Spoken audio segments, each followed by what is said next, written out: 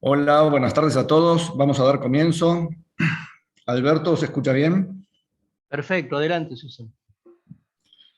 Bueno, bienvenidos todos. Muchas gracias por participar de este encuentro. El tema de hoy es la puesta en marcha del nuevo Consejo de la Magistratura, jueces rehenes de la política o justicia independiente.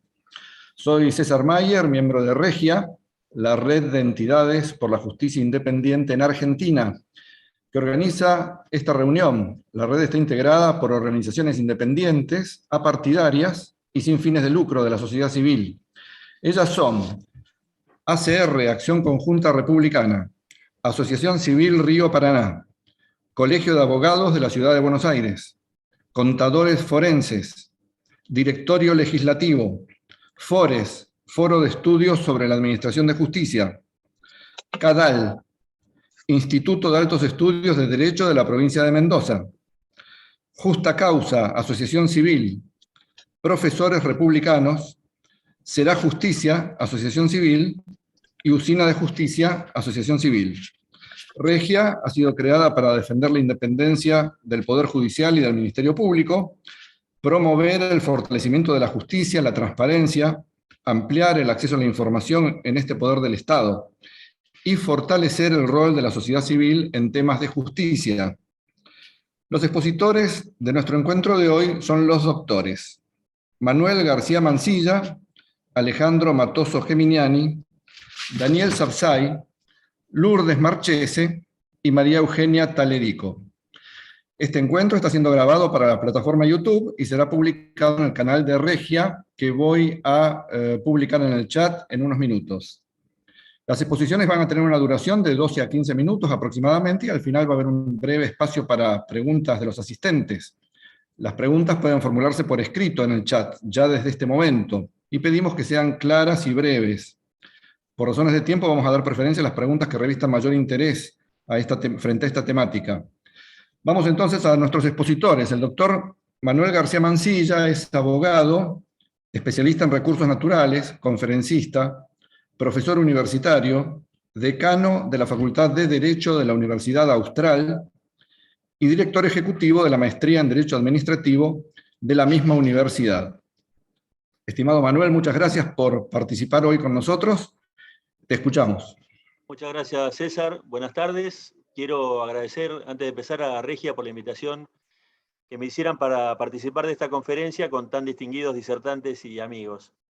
Mi exposición se va a centrar en un punto que es el reciente fallo de la Corte Suprema en la causa Colegio de Abogados de la Ciudad de Buenos Aires contra el Estado Nacional. Primero, un poco de contexto, que me parece que es importante. Durante la reforma de 1994, la Convención Constituyente incorporó una institución que es de cuño europeo, como es el Consejo de la Magistratura, para fortalecer la independencia del Poder Judicial y despolitizar el proceso de selección y remoción de jueces federales.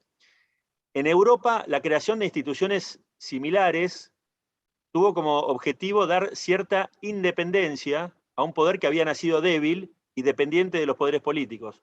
Nuestra Constitución, en cambio, estableció un poder judicial independiente, de igual jerarquía que los demás, siguiendo el ejemplo de la Constitución de los Estados Unidos.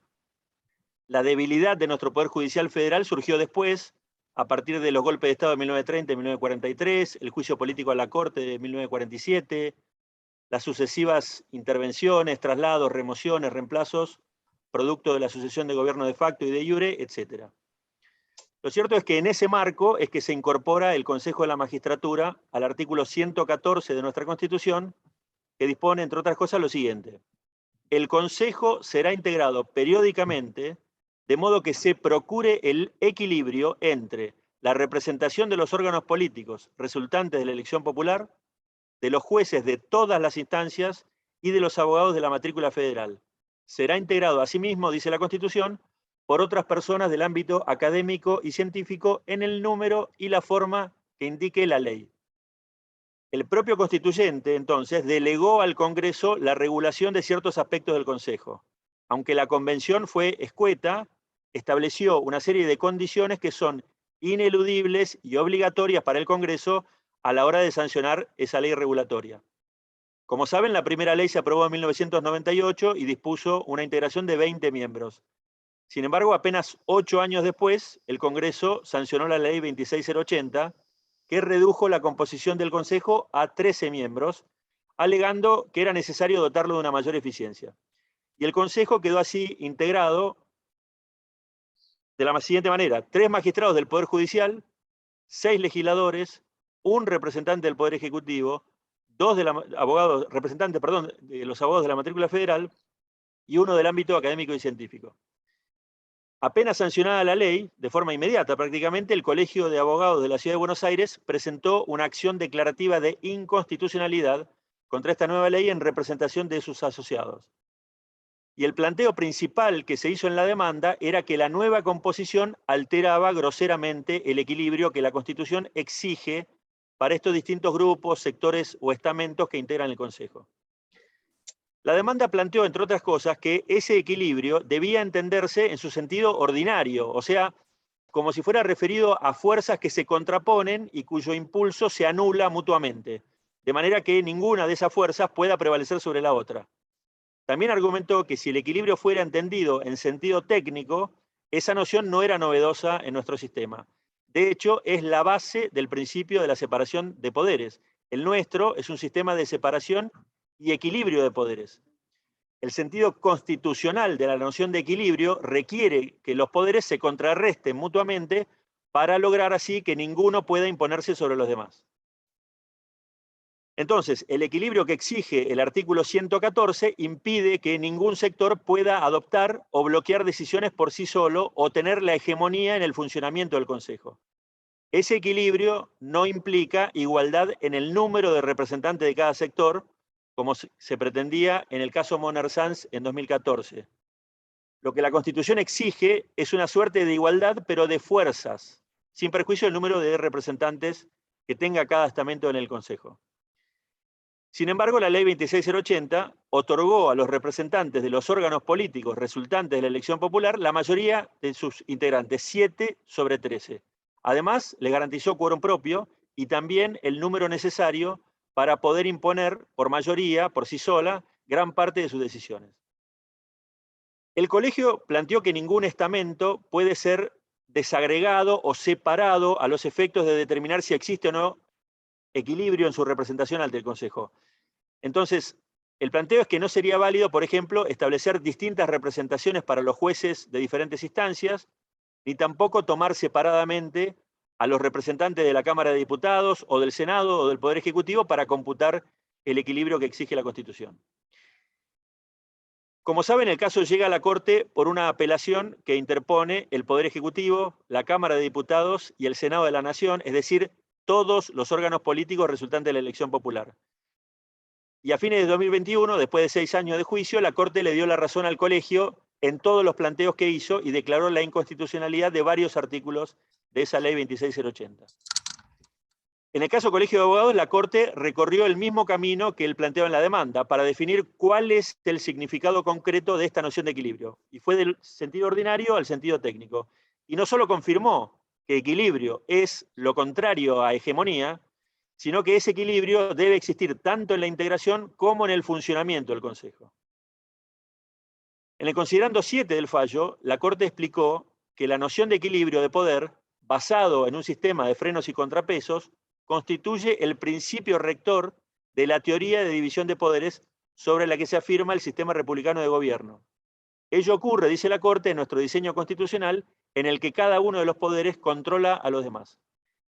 En este punto hago un comentario al margen, que no lo puedo evitar, perdón. No puedo menos que aplaudir que la Corte recuerde una noción tan básica, central para nuestro sistema constitucional, porque no siempre fue así. Por ejemplo, en el caso Peralta, en 1990, la Corte degradó el principio de separación de poderes al carácter de mera categoría histórica. En 2016, en CEPIS, lo convirtió en un principio de colaboración sin interferencia, propio del sistema republicano de división de poderes contemporáneo. Y esta plasticidad interpretativa con respecto a uno de los pilares de nuestro sistema constitucional, que un día es categoría histórica, otro moderna colaboración sin interferencia y otro verdadera separación de poderes con frenos y contrapesos, es una muestra de manipulación constitucional que lamentablemente es mucho más común de lo que debería. Pero volvamos al fallo. La Corte explica que en el marco del artículo 114 de la Constitución, el Congreso no puede consagrar un desequilibrio entre los distintos sectores del Consejo. El límite en este sentido, dice la Corte, es claro. Si bien pueden existir diferencias en el número de representantes de los distintos estamentos, en tanto no se exige una igualdad aritmética, esas diferencias no pueden permitir que ninguno de ellas tenga predominio o se imponga sobre los demás. Por ello, la simple posibilidad de realización de acciones hegemónicas o del predominio de un sector sobre el resto, aun cuando no se traduzcan efectivamente en el control autónomo o total del Consejo, constituye por sí mismo un desequilibrio que viola la Constitución. La Corte además consideró que la posibilidad con que cuenta el sector político de realizar acciones hegemónicas en aspectos que están estrechamente vinculados con la designación y eventual remoción de jueces resulta contrario al equilibrio de representación que exige el artículo 114 y además frustra los objetivos de despolitizar parcialmente ambos procesos y de ese modo aumentar la independencia del Poder Judicial. Finalmente, la Corte reconoció que bajo los parámetros de la Ley 26080, ninguno de los estamentos técnicos por sí solo, ni todos ellos en su conjunto, tenía asegurado quórum para sesionar, ni mayoría para tomar decisiones de ningún tipo. En cambio, el estamento político podía sesionar por sí solo y adoptar por sí una gran cantidad de decisiones de relevancia significativa. ¿Qué hacer entonces frente a tamaña inconstitucionalidad? Para evitar el caos institucional, la Corte decidió que en los puntos regidos por las normas que se declaraban inconstitucionales, recobrara vigencia el régimen legal anterior. Y ese remedio era coherente con el planteo que se había hecho en la demanda, que había cuestionado directamente la validez constitucional de la sustitución que la Ley 26080 hizo sobre ciertos artículos de la ley anterior, la 24937. Y así fue que la Corte ordenó volver a la integración original de 20 miembros y dio un plazo de 120 días para que se tomen las medidas para permitirlo. Vencido ese plazo, que es el 15 de abril, sin que se cumpla la sentencia, la Corte dispuso que todos los actos del Consejo van a ser nulos. Y además la Corte exhortó al Congreso a que sancione una nueva ley. ¿Se excedió la Corte Suprema en este caso? La disidencia parcial del juez Lorenzetti plantea que sí. Si bien llega a la misma conclusión que la mayoría en cuanto a la inconstitucionalidad de la integración y el quórum para funcionar que preveía la ley cuestionada, difiere de la mayoría en cuanto al remedio frente a esa inconstitucionalidad. Pero la disidencia tiene varios problemas. En el considerando 5, por ejemplo, se hace una larga consideración acerca de si la Corte tiene o no facultades para declarar inconstitucional las leyes del Congreso. Esto que es una verdad de perogrullo en nuestro sistema constitucional, en el que no solo la Corte, sino cualquier juez tiene el control de constitucionalidad, merece del parte del voto en disidencia la siguiente reflexión. Cito, esta cuestión ya ha sido respondida por este tribunal en varios precedentes, en el sentido de que el Poder Judicial es independiente justamente para poner límites a las decisiones de las mayorías que violan la Constitución. Las partes deberían conocer esta jurisprudencia y no intentar lograr un cambio, que no va a suceder. Ahora, si seguimos la lógica de la disidencia en este punto, resultaría que el control de constitucionalidad depende de mantener cierta jurisprudencia. Y acá el juez Lorenzetti parece ser víctima de lo que llamé en 2020 el mito de Marbury, que es la idea de la creación pretoriana de lo que se llama Judicial Review, en el caso Marbury versus Madison, que es una idea tan extendida como errónea. Y mucho más, no solo en Estados Unidos, sino en nuestro país. Cuando nuestros próceres tomaron el sistema constitucional estadounidense como modelo, cosa que hicieron desde la Revolución de Mayo hasta la sanción de la Constitución, el modelo ya venía con el control de constitucionalidad incorporado. Por eso en nuestro país es incorrecto pensar que ese control judicial fue creado por los jueces. El deber de controlar la constitucionalidad de las leyes del Congreso y las decisiones del Poder Ejecutivo, en el marco de casos concretos, estaba ya incluido dentro de la función judicial. Basta ver, entre muchos otros ejemplos que podría dar, y son muchísimos, el artículo 3 de la Ley 27, que todavía sigue vigente y que es anterior, esa ley, a la instalación de la propia Corte Suprema, y de esa manera podemos comprobar que lo que digo es así. Marco otro punto problemático del voto en disidencia, este más importante que el anterior. La disidencia critica en duros términos, el remedio que prevé el voto de la mayoría, y afirma de modo categórico que una ley derogada no puede ser restituida en su vigencia, y la disidencia dice, y eso es lo que se enseña en los primeros cursos de la Facultad de Derecho. Entonces, están acusando a la mayoría de desconocer una verdad jurídica que sería supuestamente elemental. Y para eso, la acusación se apoya, entre otras, en una cita de un jurista famosísimo, Hans Kelsen, en su libro Teoría General de las Normas. Allí Kelsen afirmó, efectivamente, que una norma cuya vigencia ya fue cancelada por otra norma derogatoria, solo puede ser vuelta a su vigencia por medio de una norma que tiene el mismo contenido que la norma derogada. Parece difícil, es bastante fácil. Pero sin embargo, Kelsen no se refiere en este punto a los efectos de una declaración de inconstitucionalidad. A lo que se refiere es a que la derogación de una norma B, que a su vez derogaba una norma A, no implica per se el restablecimiento de la vigencia de esa norma A. De hecho, Kelsen ni siquiera se opone en ese libro a que ese sea el efecto de la derogación de la norma derogatoria. Lo que afirma Kelsen es que en ese caso se trataría de la sanción de una nueva norma que dispondría lo mismo que la norma inicial, pero que estaría técnicamente mal formulada. Tan es así que en un trabajo que Kelsen publica durante su exilio, comparando los sistemas de control judicial austríaco y estadounidense, el propio Kelsen afirma que en casos en los que una ley que había reemplazado una ley anterior o una regla del common law que regulaba el mismo objeto fuera anulada por razones de inconstitucionalidad, es mejor restablecer la ley o la regla válida del common law anteriores antes que tener una situación jurídica que deja el tema sin ningún tipo de regulación. Por eso, el mismo Kelsen impulsó la incorporación de un artículo durante la reforma de la Constitución austríaca en 1929 que decía lo siguiente: si una ley o parte de una ley es anulada debido a su inconstitucionalidad por el Tribunal Constitucional, las reglas legales derogadas por la mencionada ley cobran vigencia simultáneamente con la decisión del Tribunal Constitucional, salvo que éste disponga lo contrario. Finalmente, el voto disidente cuestiona a la mayoría por haber incurrido supuestamente en un exceso y haberse arrogado facultades legislativas. Cito nuevamente. La sentencia en recurso, al declarar la inconstitucionalidad, pretende derogar una ley y revivir una derogada, lo que es claramente contraria al ordenamiento jurídico. En ningún caso se pone en vigencia una ley derogada hace 16 años. Esto es así porque en el sistema argentino, como en el de los Estados Unidos, la declaración de inconstitucionalidad no tiene efectos de nulidad. Ahora, acá se olvida que en los Estados Unidos los efectos de la declaración de inconstitucionalidad dependen de si el cuestionamiento a la ley, en el caso, fue on its face o as applied. En el primer supuesto, estamos ante un planteo de invalidez manifiesta de la ley, y esa ley resulta insalvable dado que no puede aplicarse en ningún caso.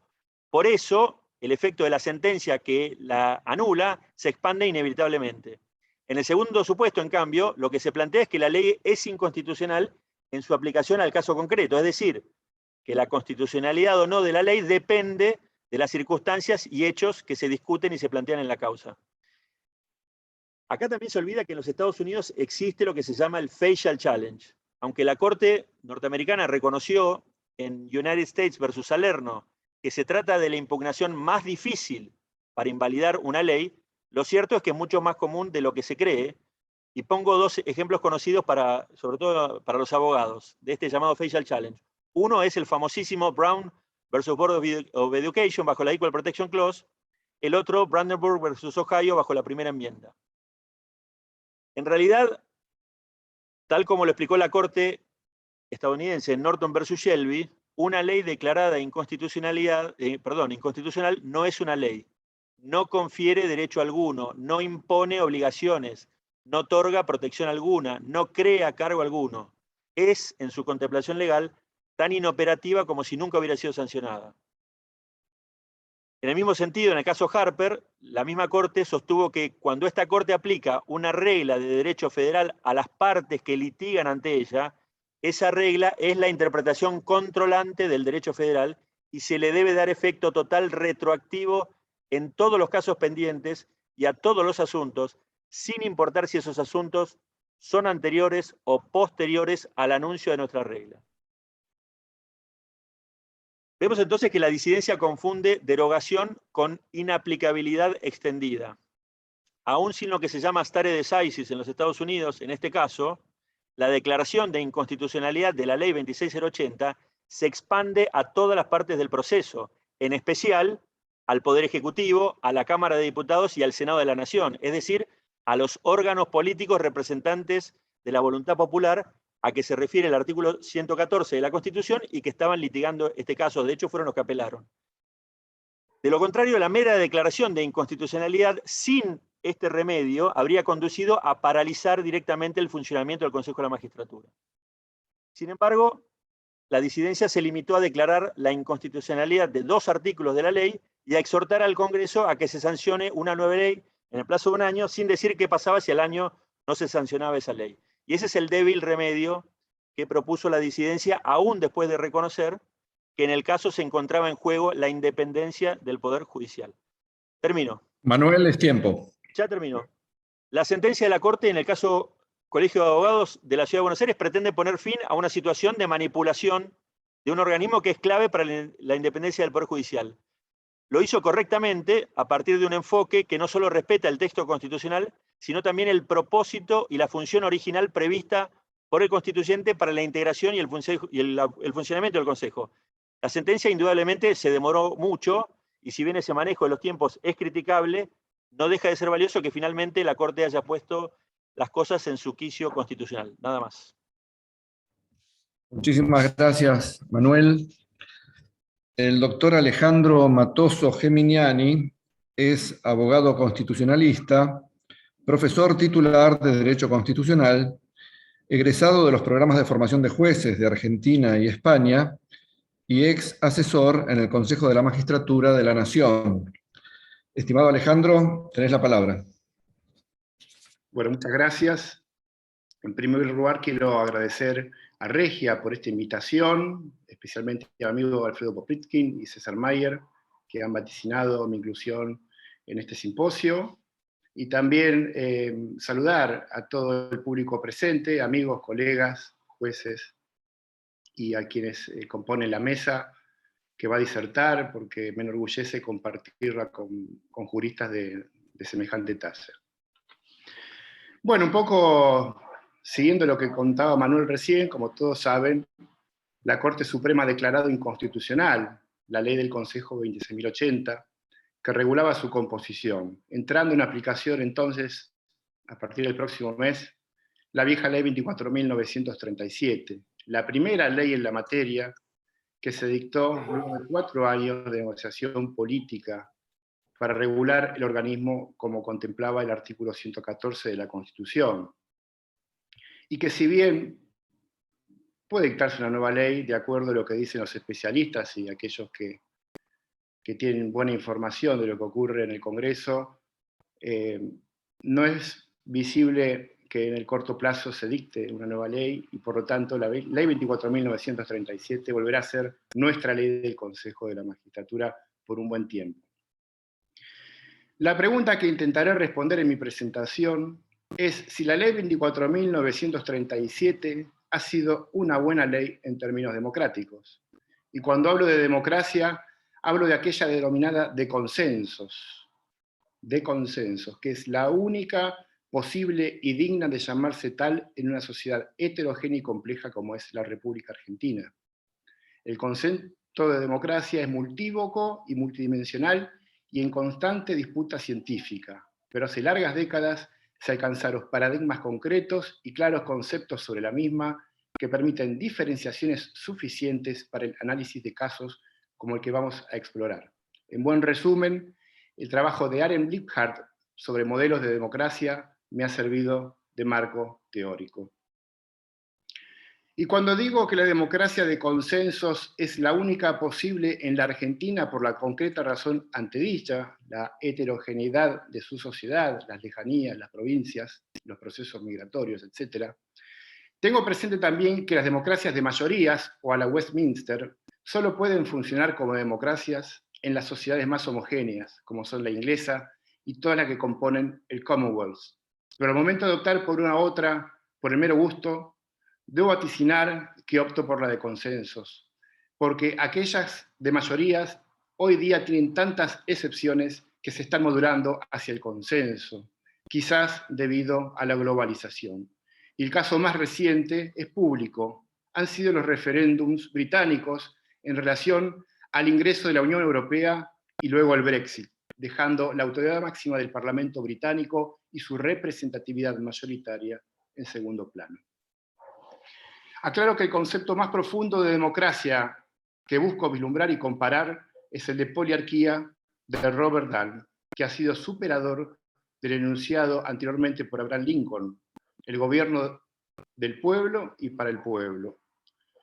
En la poliarquía de Dahl es necesario que haya un alto grado de representatividad, el mayor posible, nunca va a ser perfecto, en estrecha vinculación con el pueblo representado. Y donde las decisiones que se toman sean también relativamente estrechas con los deseos de muchos, la mayor cantidad posible de sus ciudadanos. Y hoy este concepto ya es corto. Hoy debemos incluir a los habitantes residentes por la habitualidad de la migración. Debido a la brevedad requerida por organización del encuentro, anticipo mi respuesta en el pensamiento de que sí lo fue. Sí fue democrática la ley 24.937, mucho más que la 26.080, y creo yo que se acercó a un gobierno democrático y de consensos del Poder Judicial. Y ustedes se preguntarán como yo, ¿por qué? Me animo a declarar esta afirmación por un pequeño puñado de verdades que pueden ser consideradas de perogrullo, pero que en realidad son verdades de oro. Son verdades de oro sin las cuales no es posible vivir ni gobernar en democracia. Una de ellas es que la ley vigente, la ley 24.937, propició mucha mayor cantidad de debates y fueron de enorme profundidad, como dicen mis alumnos, hasta el hueso. Y esto lo digo como observador porque fui asesor en ese organismo durante la vigencia de ambas leyes. Y más hacia el final les presentaré unos cuadros estadísticos bivariados que reflejan lo que estoy diciendo. Hubo un debate robusto por estrecha representatividad de los participantes en relación tanto al pueblo como a los sectores especializados en temas de justicia, y los debates además fueron públicos. Ustedes saben además que con la ley 24.937 en el Consejo de la Magistratura tuvieron y ahora vuelven a tener representación las terceras fuerzas de ambas cámaras, rompiendo la lógica bipartidista. Este es otro elemento de la democracia de consensos. Durante aquel periodo, las minorías de tercera fuerza no estuvieron relegadas al mero rol opositor, sino que tuvieron participación en la toma de decisiones a través de la habilitación del quórum, la imposición del poder de veto, la instalación de temas en el orden del día que podían ser incómodos para las dos primeras fuerzas, y presentando argumentos y objetivos de debate que fueron llevados a los medios de comunicación para darlos a publicidad, escapando a la lógica bipartidista. Y aquí llegamos al punto clave, la necesidad insustituible del debate público como requisito previo a toda decisión democrática. Cuando la ley 26.080 entró en vigencia, el Consejo de la Magistratura pasó de la deliberación al acuerdismo. Se retrocedió en términos democráticos y por eso debemos celebrar el fallo de la Corte. Con la ley 26.080, me animo a decir, la dinámica del gobierno del Poder Judicial transitó hacia la oligarquía, a la toma de decisiones de muy escasa representatividad en términos orgánicos y muy alejados del deseo de los habitantes y ciudadanos del país, pese al esfuerzo de algunos de los consejeros y asesores que componían el Consejo de la Magistratura. Y los hubo. Durante la ley 24.937, ese debate, vuelvo a decir, estuvo caracterizado por la representación de la minoría, la diversidad de voces no partidarias, gracias a la representación plural de la abogacía y los estamentos académicos. El debate público y libre, con variada representatividad, ha sido reconocido como herramienta vital de la república y la democracia por pensadores de la talla de Stuart Mill, Hannah Arendt, Aaron Liebhardt y Jürgen Habermas, seguramente entre otros, y me gustaría en otro simposio trabajar sobre sus conceptos y su aplicación al problema de la política argentina, pero en mi breve exposición quiero dejarles un breve pasaje de la obra de Stuart Mill, El gobierno o del gobierno representativo. Decía Stuart Mill: la publicidad y la transparencia son dos elementos clave del debate social y político democrático. La exposición clara y pública de los intereses siniestros, en este caso los intereses de género, él estaba tratando un ejemplo de temas de género, irracionaliza y deslegitima automáticamente dichos intereses.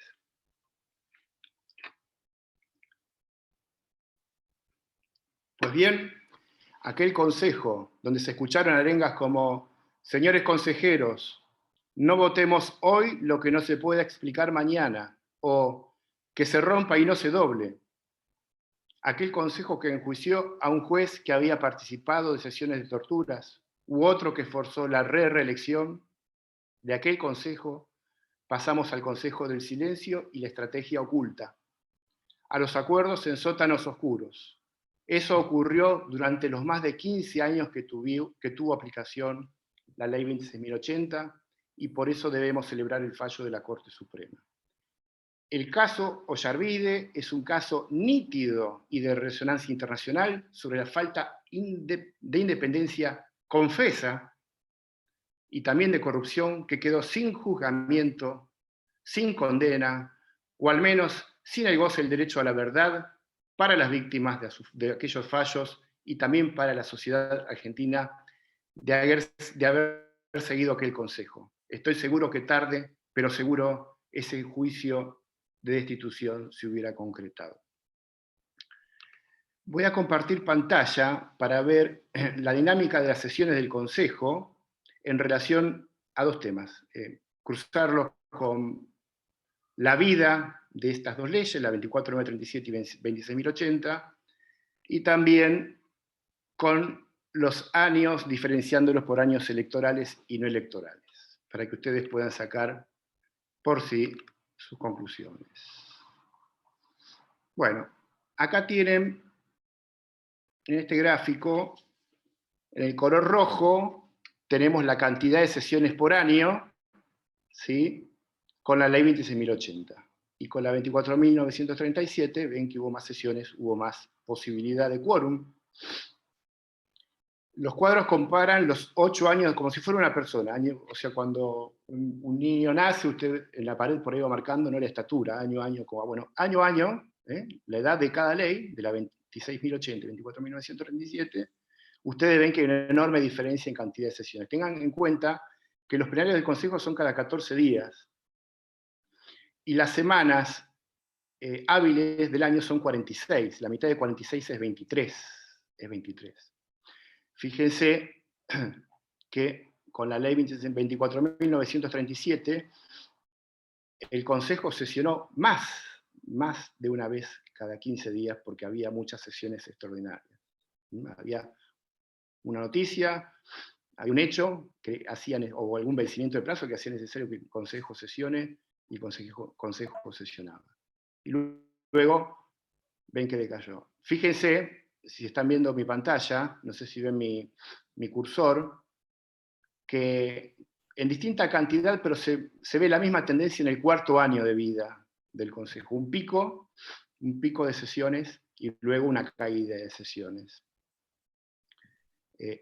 Esto corresponde a los años 2002 y 2010. Es decir, el pico en el año 2002 y 2010 y la caída 2003 y 2011. 2002 y 2010 fueron años no electorales, y 2003 y 2011 son años electorales. Ahora van a ver un poquito mejor. Y ahora pasamos al otro cuadro. Este cuadro mide la cantidad de sesiones del plenario, ¿sí?, por año, desde el 99 hasta el 2018. Yendo de a pares, en la columna azul están los años no electorales. Y en la columna marrón, los no electorales. Si ustedes ven, por bienio, la comparación por bienio, siempre en el año electoral hubo menos sesiones que en el año no electoral, ¿sí? Parece que los temas de la justicia, para la lógica partidaria, que por motivos electorales y otros de mutación constitucional quizá, tienden al bipartidismo. Hoy nos gobiernan 2 coaliciones de gobierno, ¿sí? O sea, hay una dispersión partidaria enorme, pero sin embargo necesitan asociarse en coaliciones. Hasta el 2005, fíjense que de todos los pares de años, ¿sí? Más de 20 pares de años, perdón, más de 10 pares de años, en todos los años, en estos bienios, siempre hubo menor cantidad de sesiones en el electoral. Menos en el 2005. En el 2005 fue el único año electoral donde hubo más sesiones que en el no electoral que seguía. Y en el 2006 vino la reforma. La reforma del 2006 fue una reacción a lo que ocurrió en el 2005. ¿Sí? Esta nefasta ley que ha sido declarada inconstitucional tuvo por finalidad terminar con esta lógica, esta democracia de debate, esta democracia de consenso que empezaba a nacer en el Consejo de la Magistratura y que esperemos, yo creo que sí, que con la nueva aplicación de la Ley 24.937 va a volver a cobrar vida. Alejandro, es tiempo. Bueno, muy breve, por favor, muy breve, un minuto. Me han pedido que enuncie una agenda legislativa para el Congreso y para el Consejo, muy rápido. Para el Congreso, si se pudiera, debería aumentar la representatividad en términos democráticos en el Consejo, siguiendo un modelo de democracia de consenso, e incluir a ONGs y asociaciones civiles, que en la Argentina hay muchas y muy confiables, que defiendan el Poder Judicial eficaz, eficiente e independiente. Y para el Congreso y para el Consejo, terminar con los jueces subrogantes, es un escándalo. Juzgados con jueces subrogantes, que son un juez suplente durante 5 años, 4, 7, 3. El juez subrogante es un juez débil, y además si tiene que atender, en el caso de que así fuere, 2 juzgados, esto atenta terriblemente contra la eficacia, la eficiencia y el control de lo que se hace. Creo que el Consejo no es cualquier órgano regulado por una ley, es un órgano de la Constitución y por lo tanto tiene poderes implícitos para terminar con la lógica de los jueces subrogantes e iniciar concursos anticipados, tener un montón de jueces ya en semillero, preparados, inclusive con acuerdo del Senado, que sean jueces en prácticas, bajo la tutela de jueces titulares, y una vez producida la vacante, bueno, de acuerdo a la vocación, la idoneidad y la conveniencia, el Consejo podrá decidir cuál es el mejor postulante para ese cargo.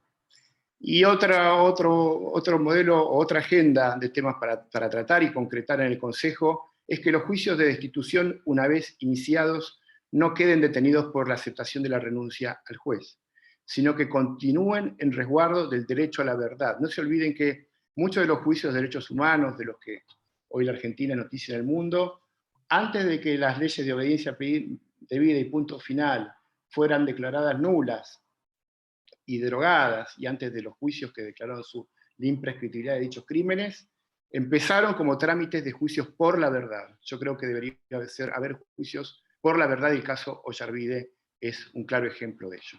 Muchas gracias. Muchísimas gracias, Alejandro. Encantado.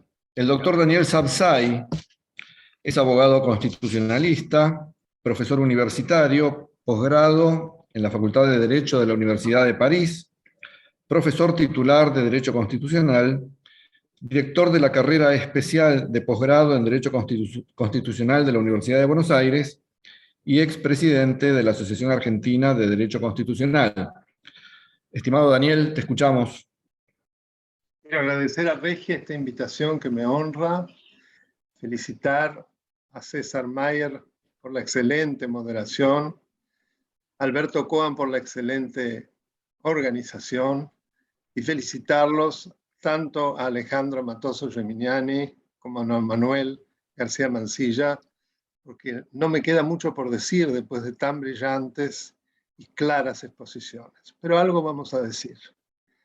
Lo primero tiene referencia con el Consejo de la Magistratura en sí mismo. Yo creo que eso hay que conversarlo.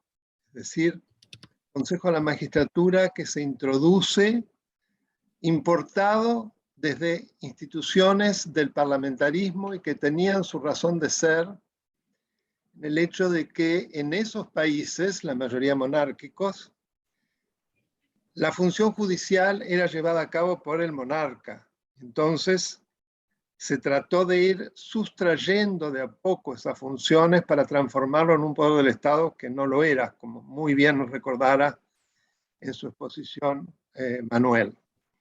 Pues bien, acá no solo se lo incorporó, sino que se le puso algo muy original porque no existe en ningún lugar del mundo, es decir, haber puesto a representantes partidarios, es decir, aquellos que han sido elegidos o que son el producto del sufragio popular, entre los miembros del Consejo de la Magistratura. Es un fenómeno por demás curioso, y más curioso aún cuando uno observa cuáles fueron los objetivos de la introducción del Consejo de la Magistratura, precisamente despartidizar y despolitizar dos procesos, el de designación de magistrados y el de remoción de magistrados, además de darle la administración del Poder Judicial. Entonces uno se pregunta cuál era el sentido de meter entonces a los políticos partidarios también. Evidentemente un sinsentido, pero que habla de ciertas características de quienes ejercen el poder político en la Argentina, ¿no? Una voluntad permanentemente de monopolizar, a mi modo de ver, y creo que fue algo muy poco feliz, que si bien en la ley 24.937 la presencia era un poco menor, era de más del 46%, es decir, más del 46% de los miembros del Consejo de la Magistratura eran legisladores y el representante del Poder Ejecutivo. O sea que ya era algo por lo menos desproporcionado. Es cierto que la sentencia habla de que no tiene que haber una igualdad aritmética, sino que evitar el predominio hegemónico de un sector sobre los otros, de manera de poder tomar decisiones per se sin que esos consensos se alcancen con el concurso de los otros. De todas maneras, me parece algo absolutamente desproporcionado el 46% cuando todos los demás quedaban muy minimizados. En particular, vuelvo a repetir, en el contexto de un espíritu y de una voluntad del constituyente, precisamente de limitar al poder político en este tipo de cuestiones, porque es cierto, todas las dificultades que había demostrado el sistema clásico de la Constitución de Filadelfia, es decir, de la designación de magistrados por el presidente de la Nación con el acuerdo del Senado, es decir, una decisión mixta que no es lo que usualmente ocurre en un presidencialismo, y luego la remoción de parte de diputados que acusa y Senado que sentencia. Ahora bien, ¿qué es lo que se puso como remedio? Un remedio por demás curioso, porque fíjense en lo que finalmente desemboca con la ley 26.080, en donde allí sí aparece el síndrome del predominio hegemónico del sector de los políticos de manera clarísima. Entonces, ya yendo a la situación actual, por un lado, esta situación de implementación y por otro lado, cómo creo que debería ser una nueva ley. Recuerdo, por un lado, que me parece muy importante lo que ya alertaba Vidal Campos, que lo voy a leer textualmente. Él señalaba que razones de orden práctico y de prudencia aconsejarían que no sean los propios legisladores quienes se incorporen al organismo, dada la multiplicidad de funciones que debían ejercer en ese supuesto. Y yo añado a esa importante consideración que, a mi modo de ver, en un sistema como el nuestro de separación de poderes, un legislador no puede al mismo tiempo integrar el Poder Judicial, porque, bueno, es incompatible absolutamente el ejercicio de esas dos funciones. No obstante lo cual, esto ocurre y pareciera no inquietar mucho que esto sea así. Pero además es sumamente disfuncional, porque el legislador tiene que atender, como es lógico, su función de legislador, lo que lo obliga muchas veces a ausentarse de las sesiones, lo que demora enormemente el funcionamiento del Consejo. Y durante las campañas electorales queda prácticamente paralizada el funcionamiento del Consejo de la Magistratura. Por lo tanto, bajo todos los puntos de vista, porque se habla de más representantes de los sectores, yo desde el principio pensé que se debía tratar de juristas designados por el Congreso, por las dos cámaras, y de ninguna manera los mismos legisladores meterse adentro. Es cierto que esos mismos juristas pueden tener una dependencia de los legisladores, pero no será nunca lo mismo, pero sobre todo no se atropellará el texto constitucional de una manera tan absolutamente atropellada. En el caso de la ley 26.080 generó la producción de jueces apadrinados, tanto que hoy, cuando uno ya quiere saber, en particular en un órgano colegiado, pero también en los órganos unipersonales, cuál va a ser el sentido de una sentencia ante un caso de corrupción, ya más o menos sabe qué va a pasar en función del color del juez. Porque además esto se acentuó notoriamente con la aparición de una agrupación que ha perturbado enormemente el funcionamiento del Poder Judicial, me refiero a Justicia Legítima, donde sus mismos miembros se autodenominan como militantes, jueces militantes, violando de manera repugnante la ley de organización de la justicia que impide precisamente ese vínculo. Es cierto que todo juez tiene una ideología, pero hablamos en sentido lato, en el sentido de la polis, de política en sentido lato, no de obediencia debida a aquel que lo designó, porque deforma totalmente el sentido de la justicia independiente. Yo creo que la destruye. En ese sentido, me parece que debemos apostar a un proyecto que yo lo he alabado en muchos lugares, que es el proyecto precisamente del Colegio de Abogados de la Ciudad de Buenos Aires y de Forez, ambos miembros de Regia, pero en donde junto a otras organizaciones y también a organizaciones empresariales, ONGs, o sea, es sumamente variado la composición de quienes lo presentaron. Creo que en la resolución de ese proyecto de ley llega a una solución sumamente equilibrada. ¿Por qué digo esto? En primer lugar, desaparece el representante del Poder Ejecutivo, porque el Poder Ejecutivo ya designa, ¿para qué lo vamos a tener antes? Y desaparece también representantes del Senado, porque el Senado presta el acuerdo. Es decir, que aparecen exclusivamente como legisladores, representantes de la Cámara de Diputados, y además de distintos bloques, de manera de dar una coloratura y un pluralismo mucho mayor. Además, se eleva el número de miembros de jueces, el número de miembros de abogados y también el número de miembros del sector académico. Y en el sector académico, a mi modo de ver, hay algo sumamente importante, que es la designación por los profesores titulares de universidades nacionales, no por el Consejo Interuniversitario, que sabemos que se logra un copamiento por la cantidad de universidades, particularmente del conurbano, por parte del kirchnerismo. Y además es una desigualdad con lo que ocurre en el sector de los jueces y en el sector de los abogados, en donde designan directamente jueces y abogados, no una especie de órgano terciario que lo supera. Eso yo creo que fue pensado también de manera sumamente tramposa.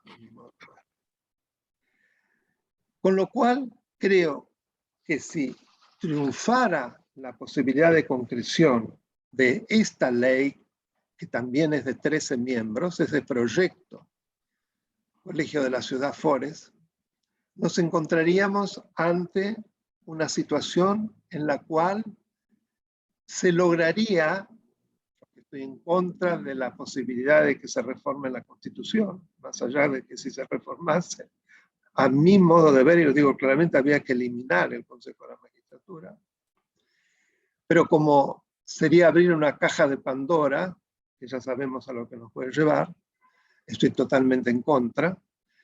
El proyecto que está proponiendo estas entidades llega a una solución sumamente ecuánime, y creo que de la concreción de esa solución va a tener mucho que ver con el tipo de poder judicial que tendremos y por lo tanto el tipo de república.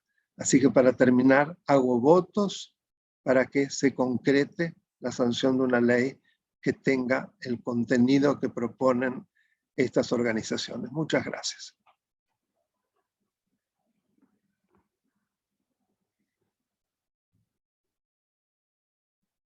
No se oye. César, estás muteado. Ya. Ahora sí, disculpen. La doctora Lourdes Marchese es abogada, mediadora, periodista, columnista en materia judicial, en la prensa gráfica y programas de radio y televisión, y coautora de varios libros. Lourdes, te escuchamos.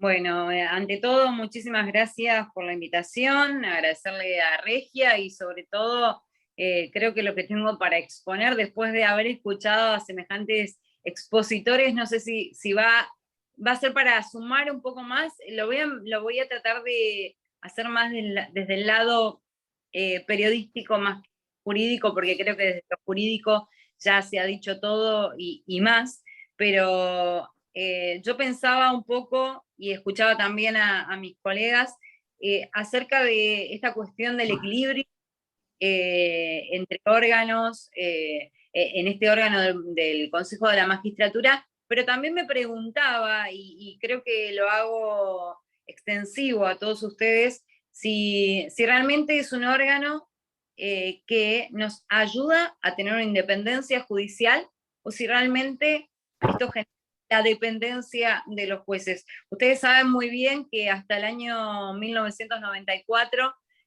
cuando esta ley comienza a surgir, cuando nace el Consejo de la Magistratura, los jueces se ponían prácticamente a dedo, los elegía el presidente de la Nación, y Comodoro Pi, por ejemplo, que es el que la mayoría de todos nosotros siempre miramos como ejemplo y lo que ha generado el mayor descrédito de la justicia, ha sido el accionar de varios de esos jueces, ha sido porque un presidente o en su momento un servicio de inteligencia ha decidido que ese juez esté en la justicia federal, básicamente que es la justicia que investiga a los políticos, que investiga el narcotráfico y los secuestros, ¿no? Pero el Consejo de la Magistratura como órgano per se lo que hace es justamente administrar el Poder Judicial, seleccionar a esos jueces y también tiene la posibilidad de sancionarlos y en su caso terminar con la destitución de ese juez. Recién escuchaba a uno de los colegas hablando del caso Yarvide, que a Yarvide se le terminó aceptando la renuncia y nunca fue juzgado. En el momento que iba a hacer todo un trabajo en el Consejo de la Magistratura, que era investigado por distintas irregularidades durante su función, finalmente terminaron aceptándole la renuncia. Pero la pregunta que tenemos latente es justamente, ¿este órgano genera independencia judicial? Porque la potestad que tiene justamente la creación de este órgano fue para privar al gobierno justamente de la eficacia en el juez. Pero bien lo escucharon. Para consultas relacionadas con otros productos del banco, por favor, comuníquese con Superlínea. Perdón, no sé, se escuchaba un audio de fondo.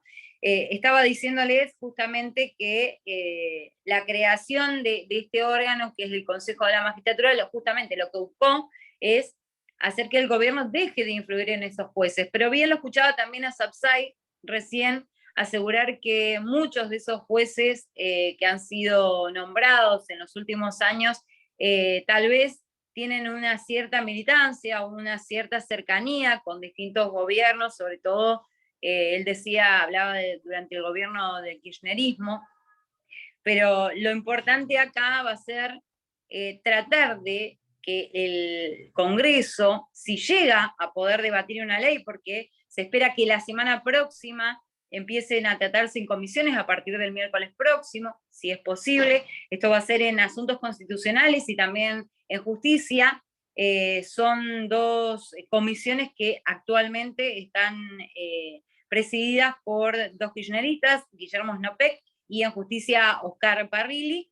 Veremos cómo trabajan para lograr que antes del 15 de abril se pueda sancionar una ley. Desde el Poder Ejecutivo lo que buscan tienen un proyecto de 17 integrantes que incluye 2 abogados, un académico, un científico, y se habla de perspectiva de género. En el Consejo de la Magistratura, cuando trabajaron durante toda la feria judicial, se habló mucho de la cuestión de perspectiva de género, porque más allá del equilibrio en el estamento, lo que buscan es que haya una paridad de género entre aquellos integrantes, nuevos miembros del Consejo de la Magistratura, es decir, que no esté superado por hombres, como ha ocurrido hasta este momento. Veremos cómo se debate en el Congreso de la Nación, y si se llega a debatir, si se llega a una ley antes del día 15 de abril, porque ya sabemos todos que, según dijo la Corte en su fallo, a partir del día 16, todo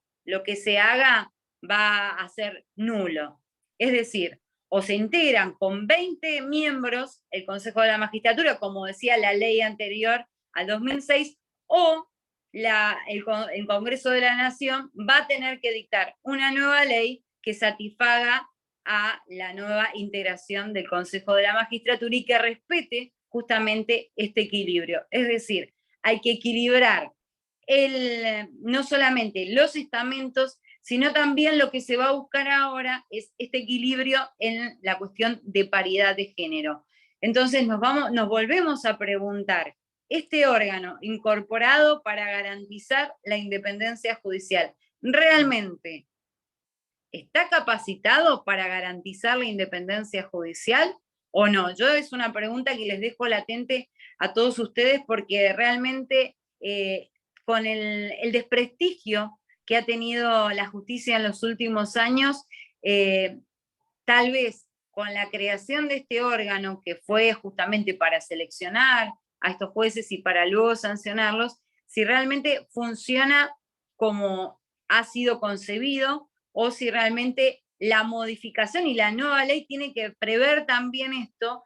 Y pensaba en la cuestión que decía también Sapsay recién, ¿no? El hecho de tener un miembro del Poder Ejecutivo, si no coarta cierta independencia dentro de lo que es el Consejo de la Magistratura. Yo no quiero extenderme mucho porque veo cómo estamos con el horario, pero quería marcar un poco esto, ¿no? Que dentro de ese equilibrio que se busca de los estamentos, que se marque, que exista esta paridad de género, pero que sea no una paridad de género porque haya que ocupar un cupo, sino que realmente esa persona sea la más idónea para ocupar el cargo, porque realmente el Consejo de la Magistratura, si funciona bien, es un órgano que realmente genera buenas cosas, genera que los jueces sean elegidos de forma idónea, que los concursos avancen. De hecho, mañana van a avanzar algunos concursos justamente para Comodoro Pi,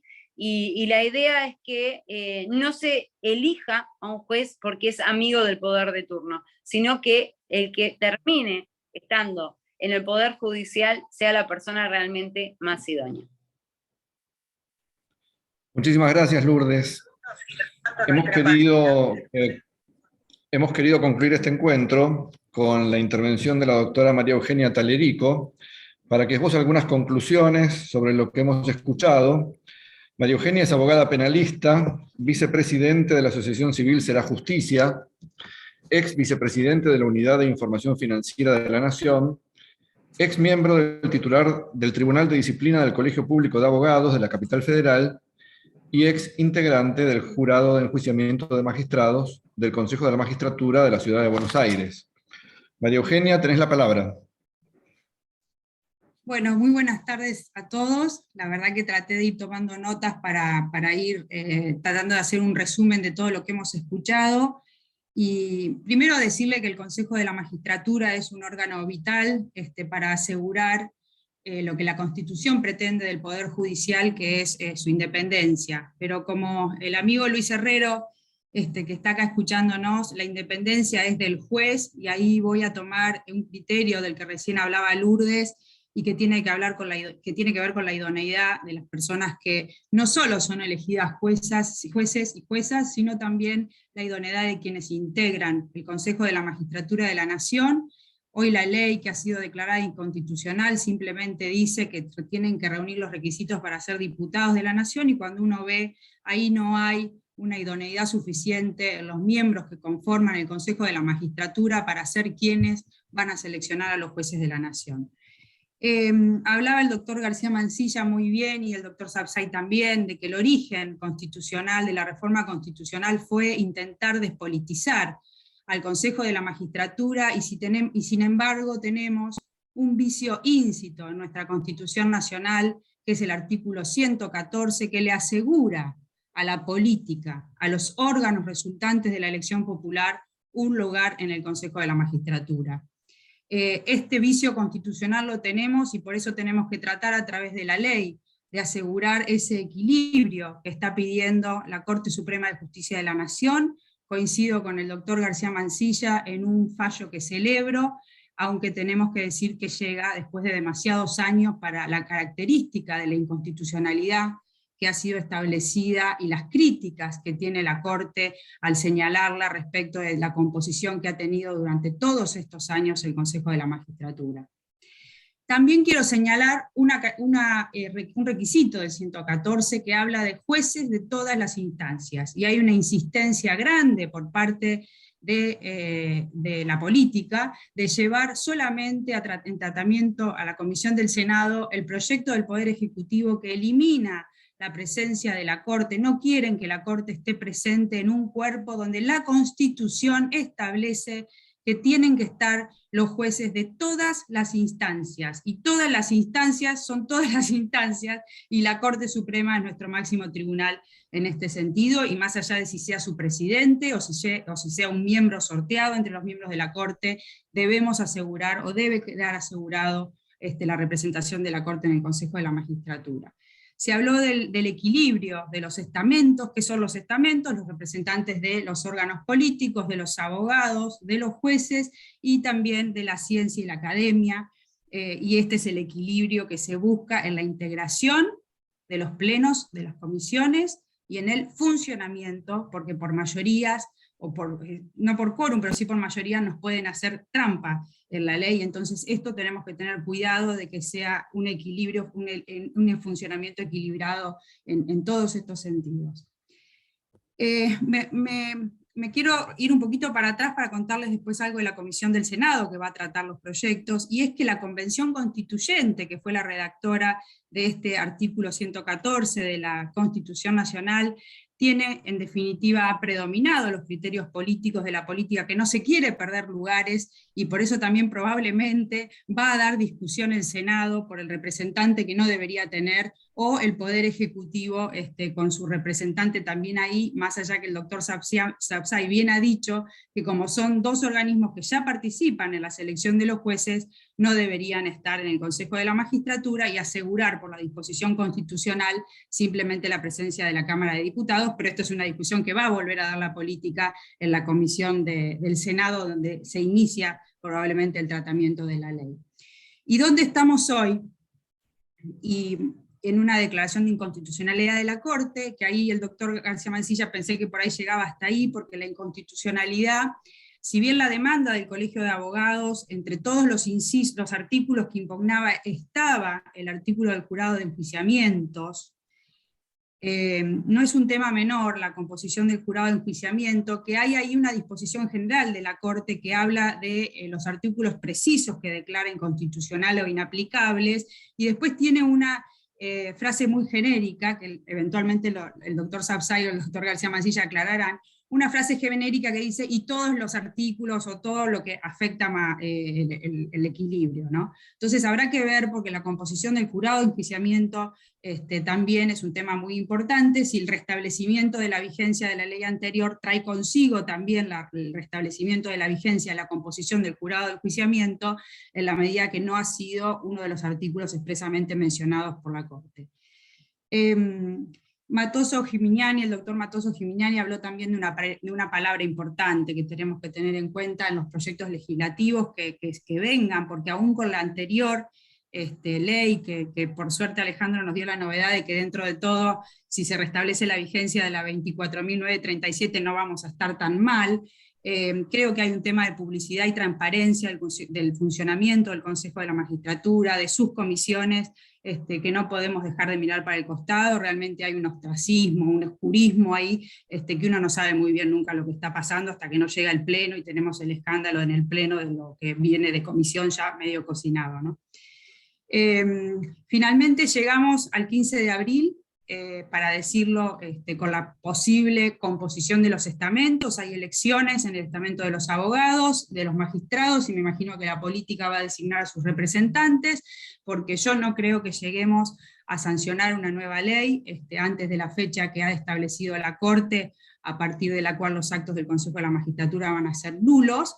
Digo esto porque más allá de que en el Senado los trámites son bastante express, en diputados tenemos un Congreso más fuerte, eso es una realidad, y entonces la discusión me parece que ahí va a ser un poco más criteriosa y por ahí más complicada, entonces no sé si tendremos ley. Por ahora, el 15 de abril vamos a llegar con la celebración de las elecciones, el 5 de abril es la de los estamentos de los abogados, no sé la de los magistrados, y cómo va a ser el proceso de selección de la política, pero parece que va a volver a estar vigente la antigua ley, y los estamentos van a ser recompuestos hasta que el Congreso discuta la nueva ley.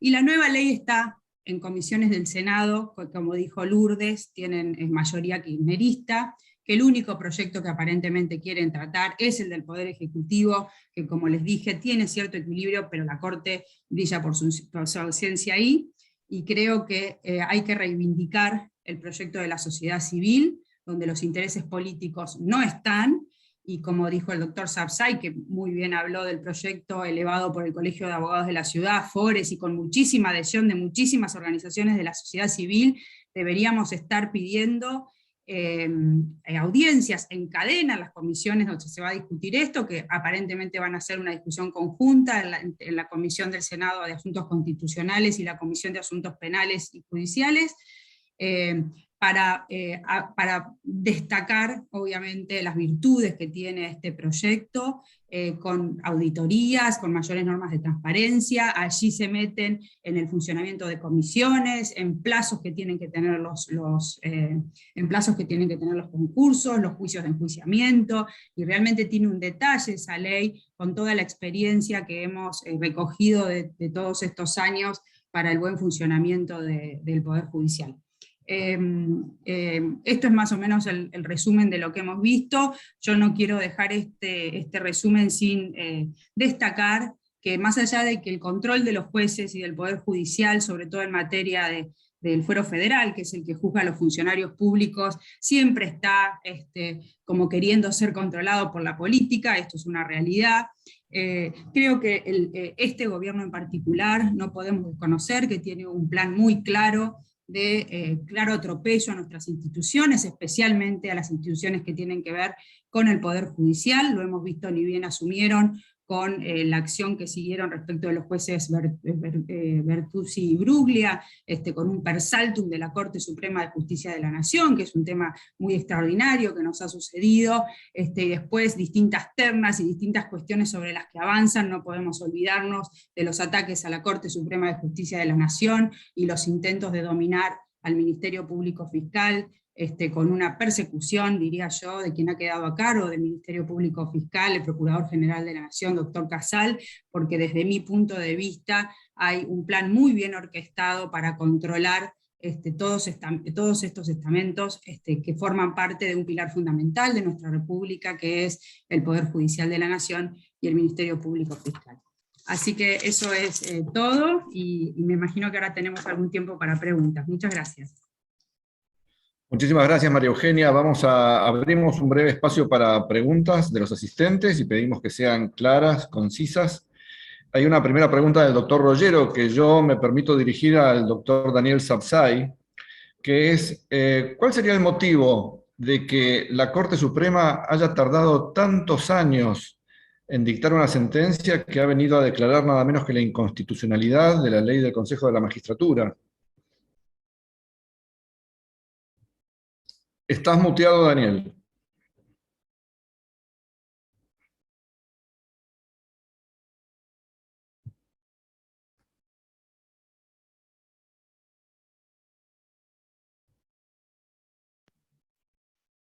No se escucha, Daniel, ¿eh?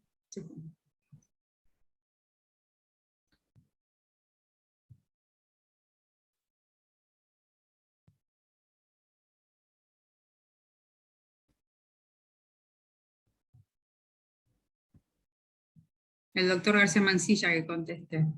César. Sí, Alberto, ¿hay forma de desmutearlo a Daniel o tiene que ser él nomás? No, estoy tratando, pero no puedo.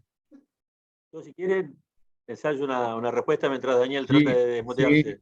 sí, Para por mí favor, Manuel. no tengo, digamos, el motivo es clarísimo. Hace mucho tiempo que, déjenme dar un par de pasos para atrás.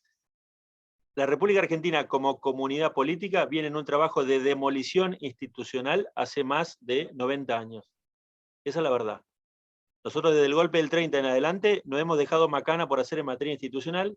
Basta ver, por ejemplo, que tomamos instituciones de nuestro modelo, que es los Estados Unidos, y si vemos solamente la Corte Suprema, desde 1947 hasta la fecha, la modificamos 10 veces, lo cual es un disparate.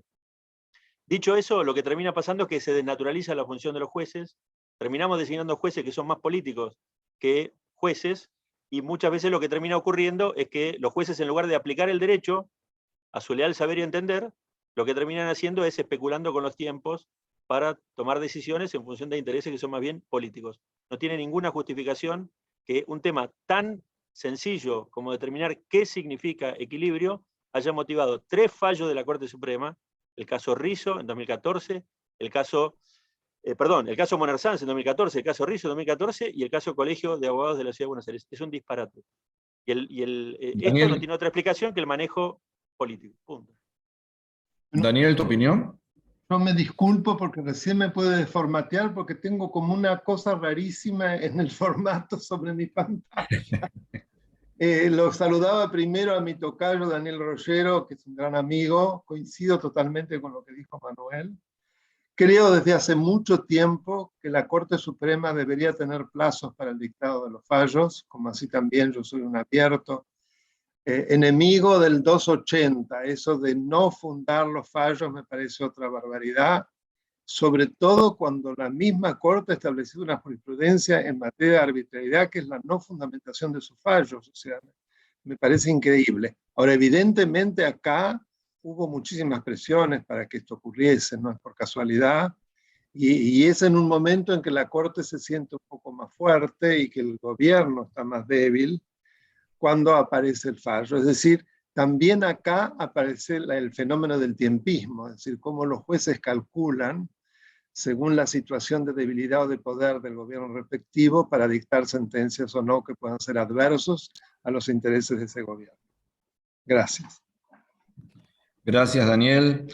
Hay otra pregunta. ¿Es posible que el Consejo de la Magistratura comience a funcionar en su nueva conformación el 15 de abril, aun si el Colegio Público de Abogados no hubiera culminado su proceso de elecciones y los representantes del colegio asumieran en forma posterior a dicha fecha? Alejandro, ¿tu opinión?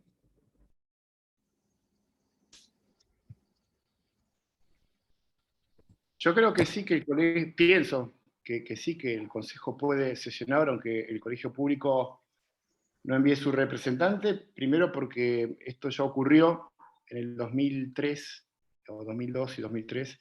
Eduardo Duhalde, que era el presidente, el titular del Poder Ejecutivo, no envió representante del Consejo de la Magistratura, faltaba un representante, y el Consejo funcionó con 19 miembros, no con 20. El problema es el quórum, porque el quórum del plenario está establecido por la ley 24.937 y exige la presencia de 13 miembros. Entonces, El mayor problema es un problema de quórum del plenario, pero creo que las comisiones van a poder ir trabajando hasta que se pueda integrar este miembro, ¿no? Yo creo que sí puede funcionar.